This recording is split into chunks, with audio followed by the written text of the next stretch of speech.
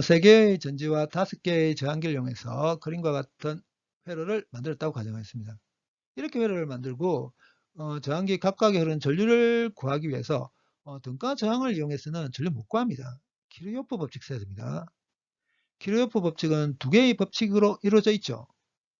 첫 번째가 분기점 법칙, 접합점 법칙이라고도 불립니다. 회로를 만들었는데 그 회로에 이런 부분이 포함될 수 있습니다. 여기를 분기점 이렇게 부릅니다. 그러면 키르요프 첫 번째 법칙, 분기점 법칙은 뭐냐면 회로상에 있는 특정한 분기점에 대해서 모든 전류를 다 더하면 0 된다는 거. 근데 지금 현재 전류가 어떻게 흐르는지 모릅니다.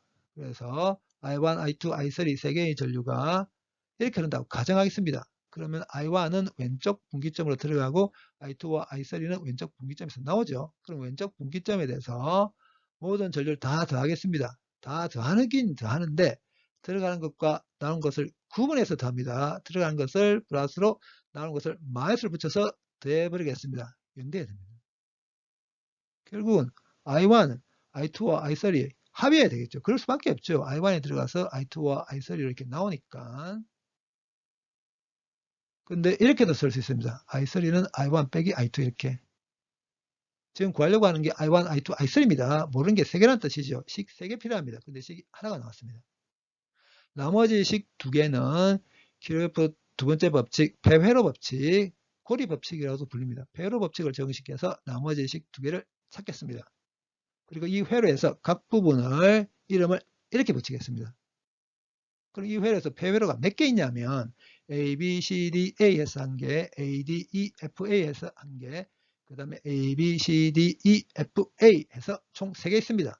총 3개 있는데 식이 2개가 필요하기 때문에 배회로 3개 다 이용할 필요 없습니다. A, B, C, D, A와 A, D, E, F, A 배회로 2개만 이용하겠습니다. 그러면 키르요프 두 번째 법칙, 배회로 법칙은 뭐냐면 회로에 있는 특정한 배회로에 대해서 모든 전위의 변화를 다 더한 건 0이 된다는 게 키르요프 두 번째 법칙, 배회로 법칙입니다.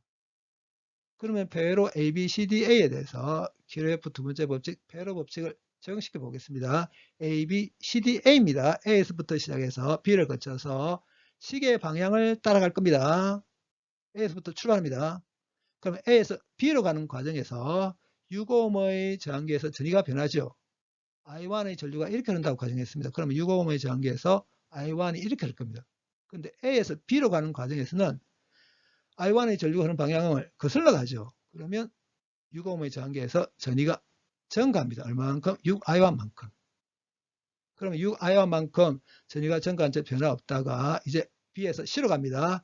B에서 C로 가는 과정 중에 이 전지에서 플러스 단자에서 마이너스 단자로 가게 됩니다. 그 말은 전위가 감소한다는 걸 뜻합니다. 얼마만큼? 15V만큼.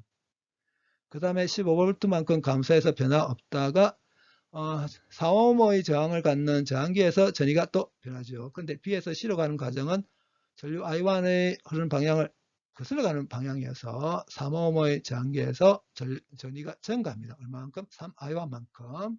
그러면 3I1만큼 증가해서 변화 없다가 C에서 D를 갈 때까지 변화 없습니다. 이제 D에서 D에서 A로 갑니다. D에서 A로 가는 과정에서 5ohm의 저항기에서 전위가 변합니다. 그런데 I2가 흐르는 방향을 이렇게 가정했기 때문에 여기도 I2가 이렇게 합니다. 근데 D에서 A로 가는 과정은 전류 I2가 흐르는 방향을 거슬러 가는 과정이죠. 그래서 5ohm의 저항기에서 전위가 증가합니다. 얼마만큼? 5I2만큼. 그런데 5I2만큼 증가해서 변화 없다가 D에서 A로 가는 과정에 이 전지에서 플러스 단자에서 마이너스 단자로 가기 때문에 전위가 감소합니다. 얼마만큼? 10V만큼. 그 다음에 10V만큼 감소해서 변화가 없다가 15ohm의 저항기에서 전위가 변합니다. D에서 A로 가는 과정은 전류 I2가 가는 방향을 거슬러 갑니다. 전위 증가합니다. 얼마만큼? 10 곱하기 I2만큼 증가해서 A로 되돌아왔습니다. 처음 위치로 되돌아왔기 때문에 전위 변화 없어야 되죠. 요 식을 정리하게 되면 이렇게 됩니다. 그 다음에 이제 ADEFA입니다. A에서 D로 먼저 갑니다. 그러면 A에서 D로 가는 과정은 전류 I2 흐르는 방향을 따라가는 거죠. 그러면 A에서 D로 가는 과정 중에 15ohm의 저항기에서 전위가 변하는데 A에서 D로 가는 과정은 전류가 흐르는 방향을 따라가기 때문에 전위 감소합니다. 얼마만큼? 10I2만큼. 그 다음에 A에서 T로 가는 과정은 이 전지에 대해서 마이너스 단자에서 플러스 단자로 가게 됩니다.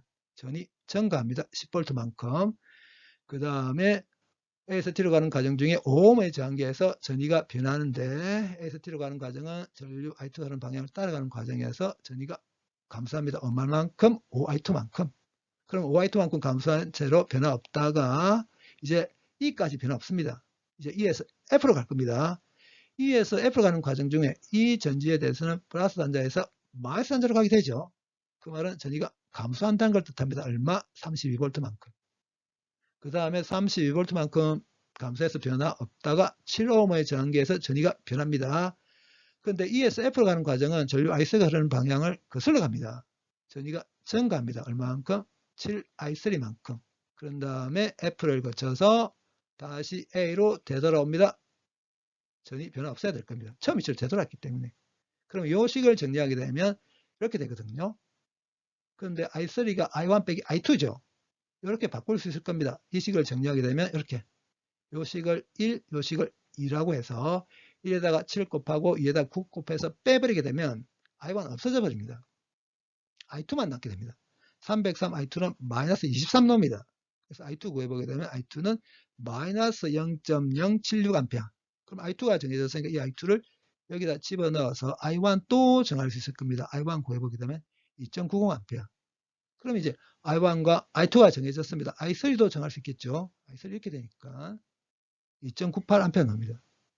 I2를 여기 집어넣어서 I3도 정할 수 있습니다. 근데 회로를 만들어서 전류가 어떻게 흐르는지 몰라서 I1과 I2, I3가 흐르는 방향을 가정을 했었죠.